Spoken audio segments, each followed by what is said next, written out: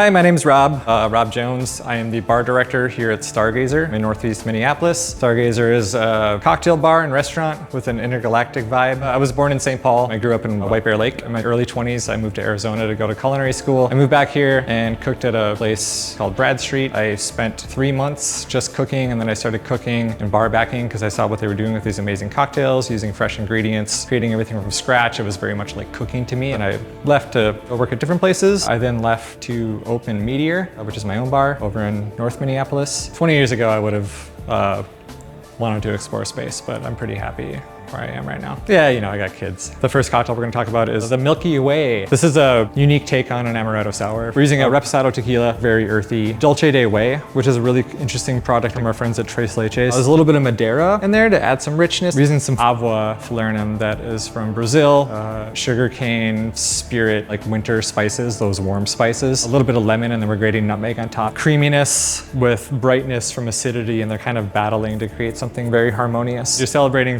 things from all over the planet. Cocktails are complicated in terms of flavor profiles. Hopefully, like challenging, but also interesting, and things you've never had. And it's about exploring like maybe some things you haven't tasted. The Travail Group is created by 3 chefs. They started out in Robbinsdale, a little tasting menu thing. One of the coolest experiences in dining in Minneapolis. It's very much about experimentation, like the boundaries they can push with food. I think they appreciated what I was doing with cocktails and kind of my mentality and my approach to doing things. So they approached me to help with this place. We designed the space with the intention that you're either traveling through space or gazing at the stars, and it creates that sense of wonderment that you might have had when you were a kid. You don't get to have so much anymore. Our bathrooms, you feel like you're either on the deck of an Nostromo from Aliens or in a stormtrooper's bathroom. Another really cool cocktail we're calling Gratuitous Nudity. It's loosely based on A Naked and Famous. This features Tracal, the spirit of Patagonia. It's a fruit-based distillate that's flavored botanically with botanicals that are sourced from within 50 miles of the distillery that's in Patagonia. There's also some yellow chartreuse in that. It's got that honey and saffron thing happening to it that works really well with those botanicals. Also some lemon to brighten it up, and a little Cokie Americano. It's just like celebrating like the flora and fauna that we have here, but the flavors are so wild that it kind of feels like you're drinking something from another planet. This one is affectionately just called Mushroom, featuring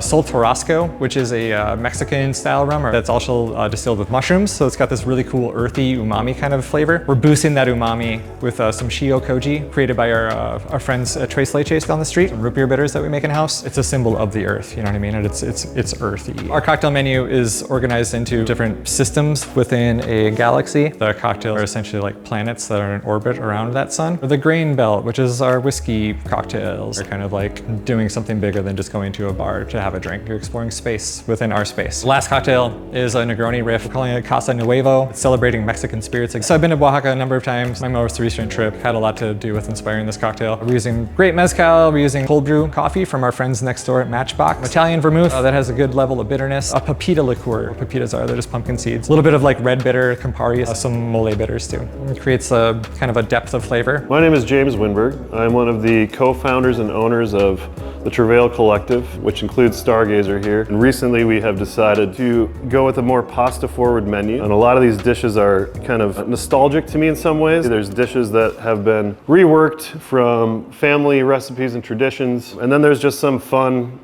creative, craft, technique-driven pastas that we put on the menu. So we've got 3 dishes here for you guys. The first one is our dip royale. So I spent a bunch of time working in Napa Valley, and I made this sauce that I call Napa Valley sauce, which is essentially a creme fraiche and mayonnaise base with fiend herb and citrus. Secondly, we've got our mushroom mezzaluna. The mezzaluna we did play with to kind of match the theme of Stargazer and the space theme. Mezzaluna means half moon.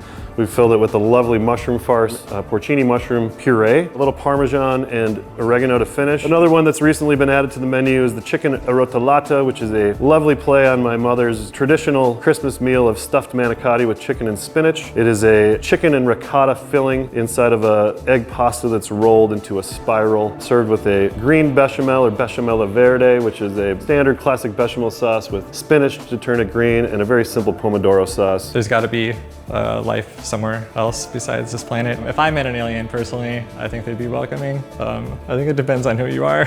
There's a lot of weird people out there. Humanity as a whole, am I hopeful that if we meet aliens, I think we would probably be more hostile towards them. I'm sure they would end up obliterating us. I mean, if they have the means to get here. I haven't seen proof, but I can't rule it out. Maybe they're already here. I like the idea of other people wanting to go to Mars and do something, but it doesn't sound great to me. If this is the starting point for someone's creative process to try to get to space, and we can be that, that'd be amazing.